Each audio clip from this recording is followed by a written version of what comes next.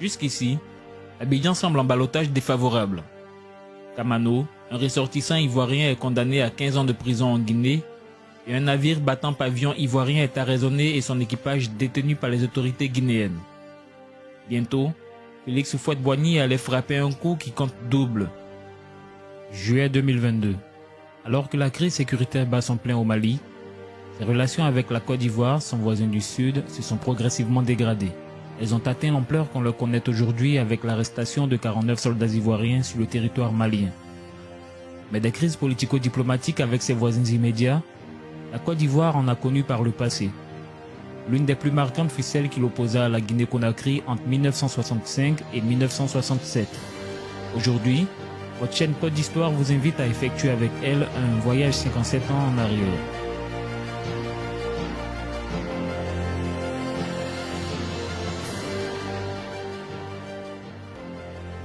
À l'époque où se déroulent les faits, deux hommes charismatiques sont respectivement à la tête de la Guinée-Conakry et de la Côte d'Ivoire.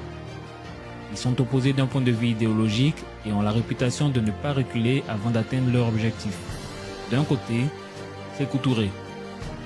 Né en 1922, il fut secrétaire général de la CGT et du Parti démocratique de Guinée, PDG-RDA. En 1956, Sékou Touré est élu député à l'Assemblée nationale française, puis devient vice-président du Conseil de Guinée un an plus tard. En 1958, il appelle à voter non à la communauté française proposée par De Gaulle. C'est la rupture officielle avec l'ancien colonisateur français. Maître absolu de la Guinée entre 1958 et 1984, Sékou Touré fut d'abord proche de l'URSS avant d'essayer de revenir vers la France. Son tristement célèbre camp Boiro, une prison pour casser la contestation à son régime, a fortement contribué à lui forger l'image d'un dictateur.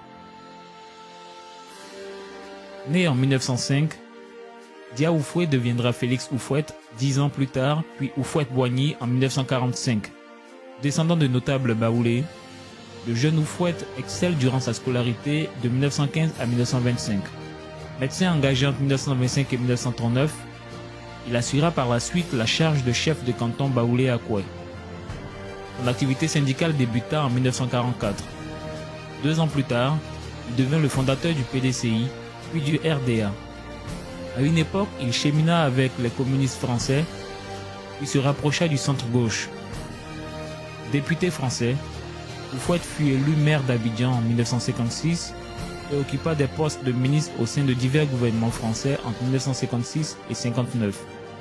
Son nom figure par ailleurs au rang des signataires de la Constitution de la Ve République en France.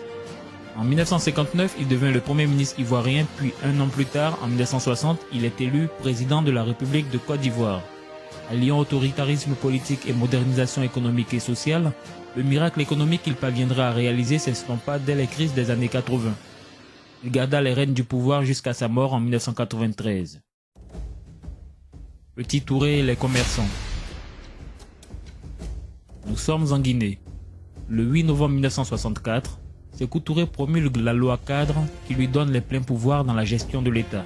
Entre autres, cette loi réduisait la liberté des commerçants et accentuait le contrôle de l'État sur leurs biens. L'année suivante, plus précisément le 9 octobre 1965, Amadou Touré dit Petit Touré et les commerçants guinéens dont il est le porte-parole créent un parti politique. Il le nomme Parti de l'Unité Nationale de Guinée, PUNG. Pour ce faire, il s'appuie sur la constitution guinéenne qui, dans les faits, prévoyait le multipartisme. Il l'annonce à Sékou Touré par une lettre. De la sorte, les commerçants prennent au mot Sékou Touré. N'est-ce pas lui qui avait suggéré à plusieurs reprises aux dissidents du PDG de créer leur propre parti? En outre, les commerçants lui rappellent même qu'il avait promis leur donner une aide matérielle. Le parti de Petit Touré, à vocation libérale, s'opposait donc au PDG RDA de Sékou Touré, son lointain cousin réputé socialiste. Ce dernier prend connaissance de la lettre le 12 octobre. Le jour même, il fait arrêter les dissidents, notamment Petit Touré, plusieurs commerçants, ainsi que d'anciens ministres comme Jean Faraguet Tounkara, Bangali Camara et l'ambassadeur Kabassouri. Il profite d'une visite de l'Ivoirien François Kamano Kata chez sa belle famille en Guinée pour le mettre aux arrêts. Sékou Touré le soupçonne d'être le relais entre Félix Houphouët-Boigny et les dissidents guinéens. Un mois s'écoula quand le 15 novembre, Léon Maka, président de l'Assemblée nationale de Guinée, dénonça publiquement le prétendu complot contre Sékou Touré. Selon lui, les tentacules de ce projet de déstabilisation s'étendraient jusqu'en Côte d'Ivoire, au Zaïre, en Haute-Volta, au Niger et même en France. Paris rappela son ambassadeur en Guinée, consommant une seconde fois la rupture entre les deux pays. Bientôt, un nouveau personnage allait entrer en scène et en devenir une centralité, Ralou Miloyanis. Dans son discours du 15 novembre, Léon Maka, président de l'Assemblée nationale et du Comité révolutionnaire de Guinée, accuse particulièrement la Côte d'Ivoire, son président Houphouët-Boigny ainsi que Kamano François. Ce dernier aurait acheté à sa famille pour 4 millions de francs CFA sa propre belle-sœur de nationalité guinéenne, que Houphouët-Boigny a immédiatement installé dans un luxueux appartement à Paris. Ce logement, où est hébergé le frère de cette jeune fille, qui était boursier guinéen en République fédérale d'Allemagne, est considéré ici, à Conakry, comme étant le lieu de réunion des rebelles guinéens de Paris. C'est le lieu d'ouvrir une parenthèse pour faire une meilleure connaissance avec François Kamano et sa belle-sœur Ralou. François Kamano Kata est originaire de Tabou en Côte d'Ivoire où il est né en 1925. Il fut le premier directeur général de la Caisse ivoirienne de la compensation et de prestations familiales, devenue plus tard la CNPS. Il épousa une Guinéenne, Hélène Kamano, et fut le premier noir à célébrer son mariage au sein du Palais Bourbon, Assemblée nationale française. De 1964 à 1969, il dirigea la SEC Mimosa et occupa la fonction de maire de San Pedro. Cet Ivoiro-français avait accès aux hautes sphères de l'exécutif français. Ami de Sékou Touré, quand il est en visite en Guinée, c'est à bord de véhicules officiels guinéens qu'il se déplace. La belle-sœur de Kamano est la nommée Ralou Miloyanis, une très belle jeune métisse guinéo-grecque suivant les écrits de l'ambassadeur Koenig. Deux versions s'opposent au sujet de l'entrée de cette jeune femme au centre du conflit. La première, celle de Jacques Bollin, évoque qu'après l'arrestation de Mamadou Koné à Abidjan dans le complot contre le président Houphouët, sa fiancée Ralou, une ravissante métisse, était retournée en Guinée, où elle avait eu, semble-t-il, des faiblesses durant ses études pour Sékou Touré, avant d'en avoir des similaires avec Houphouët-Boigny une fois hors de Guinée. Une deuxième version de l'histoire nous vient d'un télégramme de l'ambassade américaine. Ce document s'appuyant lui-même sur des propos de Gervais Atombré. Ici, c'est plutôt Sékou Touré qui succomba au charme de la ravissante belle-sœur de Kamano. Il refusa que la belle Ralou Miloyanis effectue une visite en Côte d'Ivoire, mais finit par être convaincu par son ami Kamano qui se porta garant du retour de sa belle-sœur en Guinée. Cette dernière, une fois en Côte d'Ivoire, refusa de retourner en Guinée, suscitant de la sorte l'immense colère de Sékou Touré qui n'hésita pas à faire arrêter Kamano. À la réalité, Kamano se trouva être l'ami personnel des deux chefs d'État, guinéens et ivoiriens, et l'antériorité de la relation entre Ralou et Sékou Touré est une certitude. Jean-Marie Doré, un témoin privilégié interviewé par l'historien Bamba Abdoulaye, résume le mieux l'affaire. Il se trouve qu'avant que Ralou ne vienne en Côte d'Ivoire, elle est la maîtresse de Sékou Touré. Ce dernier apprend que Ralou est parti pour Abidjan et qu'elle a noué des relations personnelles avec Houphouët-Boigny. Alors, Sékou Touré n'est pas content, mais il ne veut pas créer d'incident dans le vide. Il attend, comme Kamano a l'habitude de venir rendre visite à la belle famille à Conakry, pour lui demander de faire revenir sa belle-sœur. Cette trahison de Kamano, Sékou Touré ne pouvait pas en faire cas publiquement et préféra retenir comme chef d'accusation officiel sa participation au complot de Petit Touré. Jugé par le tribunal révolutionnaire de Guinée, Kamano est condamné à 15 ans de prison. La détention au camp Boiro allait durer 2 ans. 2 années de tension permanente entre la Côte d'Ivoire et la Guinée, durant lesquelles les autorités ivoiriennes s'affairaient à la libération de leurs concitoyens. Le bateau ivoirien est capturé dans les eaux territoriales guinéennes. Les 20 membres d'équipage sont accusés d'avoir voulu enlever l'ancien président du Ghana, Kwame Nkrumah, réfugié en Guinée. Le président du Libéria fut chargé d'entretenir une diplomatie souterraine aux fins de la libération des marins, sans suite favorable. C'est alors qu'officiellement, la Côte d'Ivoire nia n'avoir jamais eu connaissance d'un quelconque projet d'enlèvement de Kwame Nkrumah. Revenons-en au conflit diplomatique qui battait son plein avec les accusations du président de l'Assemblée nationale guinéenne. Dès le lendemain, le 16 novembre 1965, le ministre ivoirien de l'Information, Mathieu Ekra, dénonce de très graves accusations des injures et exhorte le président Houphouët à répondre à ces calomnies proférées contre sa personne et contre la Côte d'Ivoire. Le 17 novembre, démenti d'Houphouët niant toute implication dans le complot. Il pousse le bouchon en affirmant qu'à travers cette affaire, Sékou Touré comptait masquer son incompétence et son échec dans sa gestion politique, économique et humaine de la Guinée. Bien évidemment, cette posture n'arrangea pas les choses et la situation empira. Dans les heures qui suivirent la conférence d'Houphouët-Boigny, les Guinéens pouvaient en effet entendre sur les ondes de Radio Conakry l'aveu de Kamano. Ce dernier évoquant qu'il fut directement chargé par Félix Houphouët-Boigny de remettre 30 millions de francs CFA à Mamadou Di Petit Touré dans le but de recruter des hommes, étudiants, commerçants, pour renverser Sékou Touré. Aveu sincère ou forcé, une chose est sûre, c'est que les choses restaient en l'état et aucune ligne ne bougea malgré l'intervention du Mali, du Sénégal, de la Mauritanie pour apaiser les tensions. Mais la Côte d'Ivoire n'avait pas encore dit son dernier mot. Le 24 février 1966, Kwame Nkrumah, président du Ghana qui, dans son rêve panafricaniste, entretenait d'excellentes relations avec Sékou Touré, fut renversé par un coup d'État. Il fut aussitôt accueilli en Guinée par Sékou Touré. Ce dernier annonce qu'il va marcher sur la Côte d'Ivoire et traverser ce pays pour aller libérer le peuple ghanéen de la dictature des traites militaires afin de rétablir Nkrumah au pouvoir. C'est dans ce contexte qu'intervient l'affaire du Kérisper, un navire de pêche offert par la France à la Côte d'Ivoire.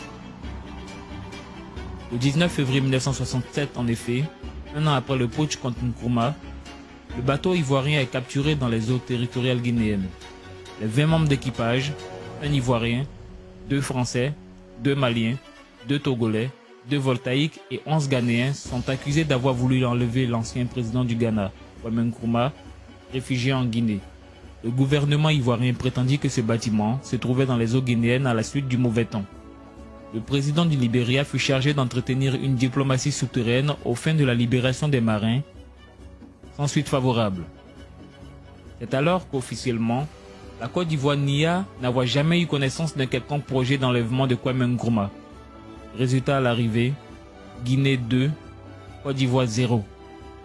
Jusqu'ici, Abidjan semble en ballottage défavorable. Kamano, un ressortissant ivoirien, est condamné à 15 ans de prison en Guinée et un navire battant pavillon ivoirien est arraisonné et son équipage détenu par les autorités guinéennes.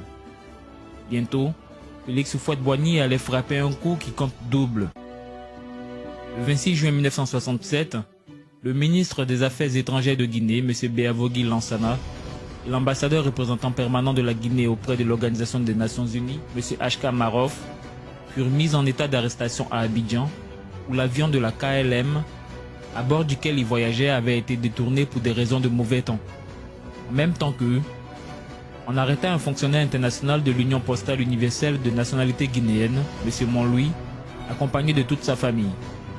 On arrêta aussi un étudiant guinéen, M. Sissé Ansoumane, qui rejoignait son pays après avoir terminé ses études en Suisse.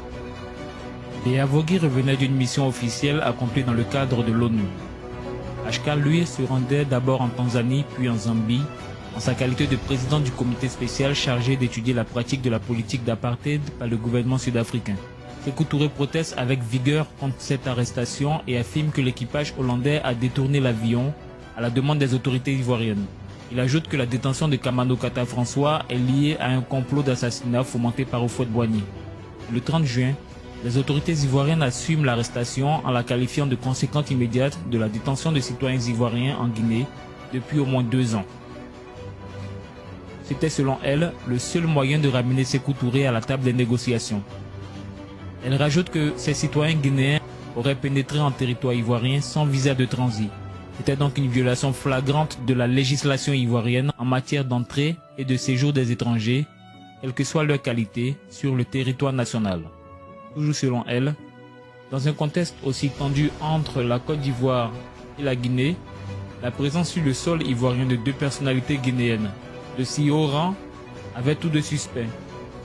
Selon le rapport du commandant de bord de l'avion numéro 85 de la compagnie KLM, le temps était marqué par de très forts vents. C'est dans ces mauvaises conditions météorologiques que l'avion quittant Las Palmas arriva à proximité de Conakry. Il transportait des passagers de diverses nationalités, dont des Guinéens. À Monrovia au Libéria, la météo n'était pas meilleure. Il fut alors proposé d'atterrir à Accra au Ghana. La délégation guinéenne opposa un refus catégorique à cette idée. En effet, les relations étaient depuis peu délétères entre la Guinée et le Ghana, dirigées par les putschistes qui avaient renversé Nkrumah. Dès lors, Abidjan, où le temps était favorable, devint la seule alternative. Une fois à Abidjan, tous les passagers furent logés dans des hôtels. Le lendemain, tous furent autorisés à retourner via la compagnie Air Afrique, sauf les passagers à destination de Conakry. Ces prisonniers seront retenus pendant 92 jours, mais dans des conditions nettement meilleures par rapport à celles de Kamano au camp Boiro. En effet, la délégation guinéenne mène sa résidence surveillée dans 2 villas des hôtes de marque de la Côte d'Ivoire, à proximité de la résidence privée de Félix Houphouët-Boigny à Cocody. La Guinée protesta à l'ONU et attaqua la société des transports aériens KLM pour avoir échoué à remplir le contrat qu'il a lié avec les passagers guinéens, c'est-à-dire les mener à bon port en Guinée. Elle mit aux arrêts le représentant de la Hollande en Guinée ainsi que la direction KLM Conakry. Sékou Touré et même l'ONU ne réussirent pas néanmoins à faire fléchir la Côte d'Ivoire sur une dissociation des affaires Kamano et Kérisper. En dépit des vives protestations de Sékou Touré, de l'intervention de l'OUA et du secrétaire général de l'ONU, la Côte d'Ivoire ne fléchit point. Les conditions posées par le gouvernement ivoirien furent acceptées et les 2 affaires demeurèrent liées. Le 3 juillet 1967, Arsène Asher Assouan considère la détention de son homologue guinéen Béavogui et d'Achka Marof comme le seul moyen de forcer Sékou Touré à libérer les Ivoiriens qu'il détient sans justification. La Côte d'Ivoire reçut une condamnation générale en raison d'une violation de la section 2 de la Convention sur les privilèges et immunités des Nations Unies et l'article 40 de la Convention de Vienne. 4 jours plus tard, Sékou Touré fléchit et déclare accepter la médiation proposée par le Libéria, le Niger et le Mali. La situation se dénoue enfin. Le 20 septembre 1967, lors de la libération des Ivoiriens, Sékou Touré pouvait dire « Les Guinéens et les Ivoiriens sont 2 peuples frères, 2 peuples liés depuis toujours par la géographie, l'économie, la culture et l'histoire. Avant et durant l'odieuse domination coloniale qu'ils ont subie dans le même temps, l'un et l'autre, les 2 peuples ont partagé plus d'une joie et plus d'une souffrance en raison des liens séculaires qui identifiaient dans un même destin leur raison de vivre, leurs luttes et leurs aspirations. Le 22 septembre, le navire ivoirien et son équipage quittèrent Conakry pour Abidjan. Kamano décolla de Conakry à destination de Dakar et arriva en Côte d'Ivoire le 26 septembre 1967. Le même jour, la délégation guinéenne regagna Conakry accueillie par une foule en liasse. Résultat à l'arrivée, 2 pour la Guinée, 2 pour la Côte d'Ivoire. C'est en paraphrasant ces mots de fraternité énoncés par Sékou Touré que nous souhaitons clore ce numéro de Côte d'Histoire, tout en espérant que les autorités ivoiriennes et maliennes puissent trouver la sagesse nécessaire pour une résolution pacifique de ce différend. Si le sujet d'aujourd'hui vous a plu, n'hésitez pas à le partager, à le liker, mais aussi et surtout à le commenter, le contester, poser vos interrogations. Le débat est ce qu'il y a de plus constructif. À la semaine prochaine pour un autre numéro de Côte d'Histoire.